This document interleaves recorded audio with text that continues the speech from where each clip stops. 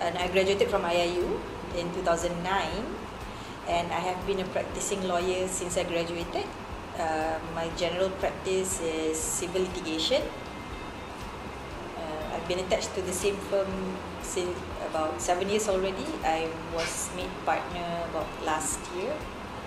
Okay, so we are interested to know about litigation. So would you mind to share with us what general civil litigation is about? Okay, civil litigation generally means it's a legal dispute between two or more parties that seek damages in form of monetary damages or a specific performance where you have to do something or you are ordered not to do something. This is an opposite general compared to criminal sanctions. Do you mind to share with us about one of your most important recent cases? What was the controversy, the strategy, and the outcome of the cases? Okay, one of my recent cases was actually about 2 weeks ago. I was in a court of appeal case. The subject matter was about sale of shares. There's not so much controversy, but it's how you look and interpret certain parts of law. In this case, in the High Court where we had the full trial, we went on because there was a meeting and there was an agreement to buy and sell shares and whatnot. So how we went about the trial was more corporate and company law related, where it's more about the directors and the sale of shares. But when we went to Court of Appeal, how the panel of judges looked at it was more contractual in nature instead of company law. Or because the procedure in selling of shares in company law is slightly different when you look at contract where there's offer, acceptance and consideration. So the interesting part is how the judges interpret the law and the documents that was put in front of them. Okay. So how much time you usually spend in court? What type of cases are likely to give you the opportunity to go to court? How much time? It depends. Usually, sometimes if it's packed every day of the week, but sometimes when it's quite lax, then maybe once a week. Sometimes there's no cases that week as well, because when it comes to cases, it's also based on the schedule of the court give you the schedule, so you can pick a date that's suitable for you. But it depends on your workload. If that's more files, more portfolios, then you go to court more often. Cases varies because civil litigation, it involves going to court. So there's nothing outside of court. So any type of cases, contract issues, business disputes, family matters, divorce, custody, maintenance, employment claims, those are all going to court matters that I do. What does it mean to be a litigator itself? And what skills do you think a litigator needs in order to be successful? Being a litigator itself, myself, I started out being afraid to talk in public. I never wanted to be a litigator. I wanted to do conveyancing, which is the other option, which you do paperwork like sale and purchase agreements and whatnot. But when I started working, I realized that being out there trying to convince people in your case, it somehow connects to me. So I started brushing up my skills. Okay, the skills that is needed. One thing is taking instructions, because your client will come to you, give you all sorts of problems. So you take instructions, but also you have to go through their issues and see how you're going to maneuver to bring the case to court in the first place. You have to be a good communicator, you have to be a good listener, and a good negotiator. So these three skills is very important. First, to communicate, because you don't only communicate with your client, you communicate with if you have a colleague, you have to communicate with your colleague. You have to communicate with your opponent. If your client has an opponent who also has a lawyer, then you have to communicate with the lawyer. So the communication skills and also negotiation skills comes in tandem, where you have to negotiate your client's case, but also you have to see a win-win situation. You don't always have to win, as long as you can meet in the middle ground. So it's a negotiation kind of skill. Do you think it is an advantage for you as a woman working in the sector, which is kind of usually dominated by men? Most of the time, actually, yes.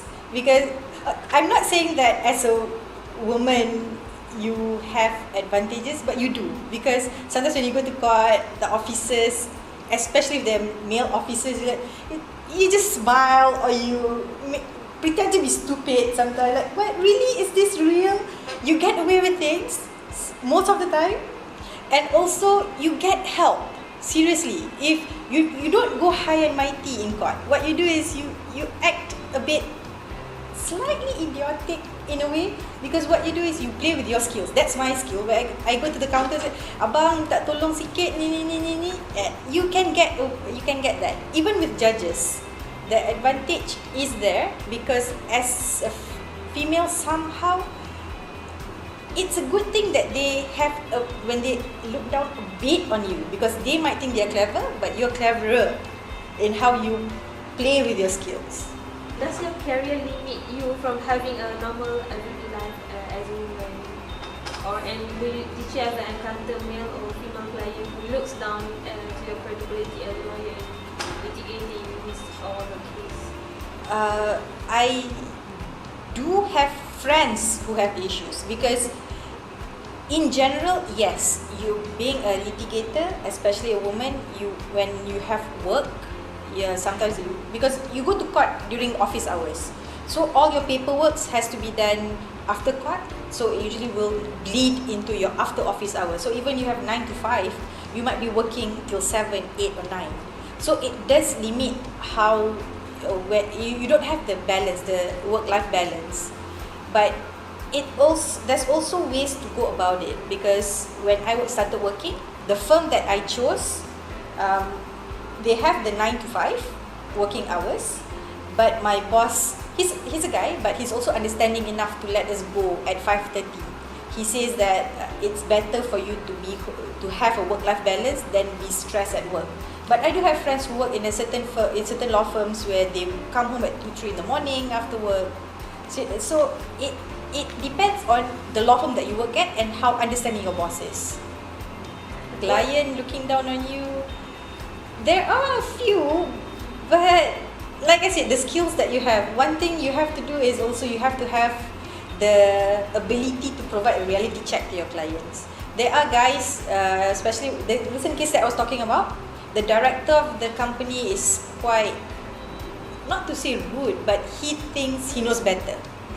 So how you go about it is you provide a reality check, because you say yes, this is how we look at the case, but there are other ways to look at the case as well, so you cannot be expecting to win all the time. So when you show that you know what you're talking about, then somehow they will mellow down. So are you personally decided to be in this field, such as lawyer or litigation, or is it because of other factors such as family and other? I've always wanted to be a lawyer. One was because when I was young, I was about 4 or 5 years old, my cousin actually got a scholarship to go to Sheffield Wednesday under Mara to do law. So actually, since I was a kid, I've always wanted to do law. And then I was inspired by those TV series you watch, Law and Order, or one of those Chinese dramas with the wig and whatnot. So I've always wanted to be a lawyer, and that's how I planned my studies until now lah. So what is the toughest situation you have encountered in your workplace, and how did you deal with that kind of situation? One of the toughest, in general, being shouted by judges. There was once we were in chambers and the judge called you stupid. Recently I got shouted because I don't know what happened, but she just pointed at you and told you to shut up. But these are in chambers, not in open court. So in open court you have to have a decorum, but in chambers they can do whatever they want, right? So yeah, you keep a calm face, have a bit of a sense of humour. You just apologise, maaf yang arif, saya menurut perintah yang arif, whatever, those kind of things. Then if you want to cry, just run to the toilet and cry lah. But one of the toughest one was when my client, this was during my chambering time, about 7 years ago. What happened was, it's fairly new. The law is there, which is a committal application, meaning if you've heard of contempt of court, but this contempt of court under civil jurisdiction, there's also committal, where if you breach a court order, you can be sent to jail, a civil jail. But in Malaysia we don't have civil jail, so you still be sent to Sungai Buloh or Kajang. So my client breached one of the terms of the order given by the court, so she was sent to jail. So that was kind of tough because I myself was fairly new. I didn't really know what was happening, so we had to go to Kajang, we had to do post bail and whatnot. Based on your experience, who do you think had caused you more problems? If it's like a contract dispute or a business dispute, the male has more issues with me because they don't take me seriously. But if it the case that I had previously, it was a female client. Female clients are usually fickle. They don't know what they want. Like, I want this, I want this, I want this, and I want this. So it's for you to maneuver your case is you have to sit down with them and tell you, okay, this is how we're going to go about it. But with male clients, the issue is they want this. I don't care what you do, I want that. So it's harder because you don't have options. So you have to convince them that that's not the way, or we can do that, but there are other ways to go about it. So it differs how they make your life miserable, but those are the ways lah. But most male clients, they are more hard-headed. They want one thing and that's what they want. Okay, so